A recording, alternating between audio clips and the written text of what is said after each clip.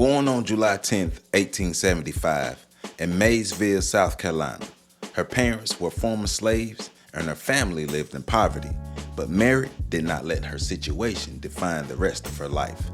As one of 17 children, they all were responsible for contributing to the household duties. They toiled fields and picked cotton on a regular basis. Mary was the only member of her family to attend school. The missionaries who were in her area opened a school for African American children. Mary was determined to succeed even as a child. She walked miles to and from school every day to receive her education.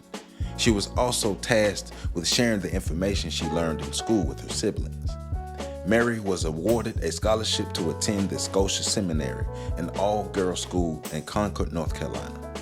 In 1893, she graduated and advanced to the Dwight Moody Institute for Home and Foreign Missions.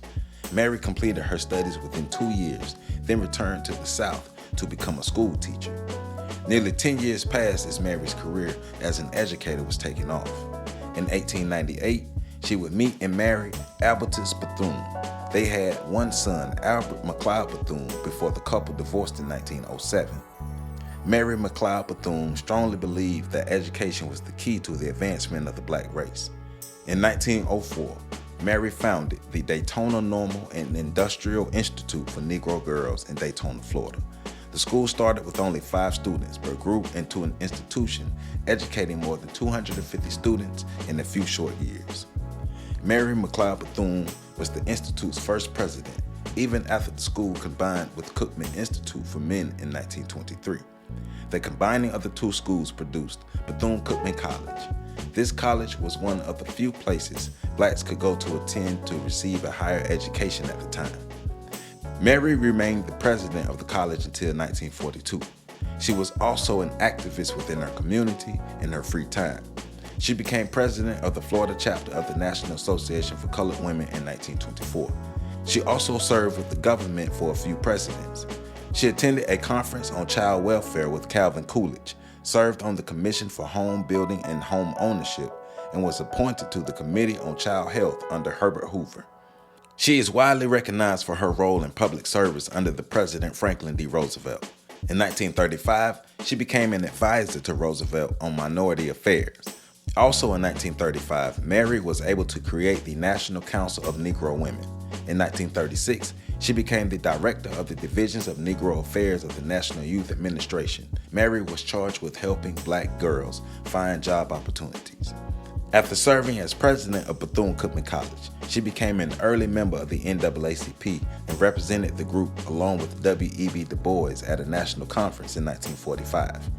In 1950, President Harry Truman appointed her to serve as the official delegate to the presidential delegation in Liberia. In 1955, Mary McLeod Bethune died, but her legacy still lives on to this day. Miss Bethune quoted, "I leave you a thirst for education. Knowledge is the prime need of the hour. Also, if I have a legacy to leave my people, it is my philosophy of living and serving." In 1973, she was inducted into the National Women's Hall of Fame. A postal stamp was created in her likeness in 1985, and in 1994, the U.S. Park Service brought the former headquarters of the National Council of Negro Women and named it the Mary McLeod Bethune Council House National Historic Site. Creating an institution for blacks to earn an education for hundreds of years after her death makes Mary McLeod Bethune a giant among us all. Miss Mary McLeod Bethune, we proudly stand on your shoulders.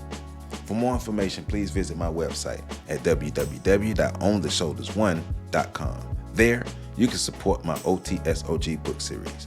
You can also support me on Patreon at patreon.com/OTSOG. And don't forget to hit the super like button under this video. You can also join my channel as a member. I love you all, and make sure you catch the next video coming up.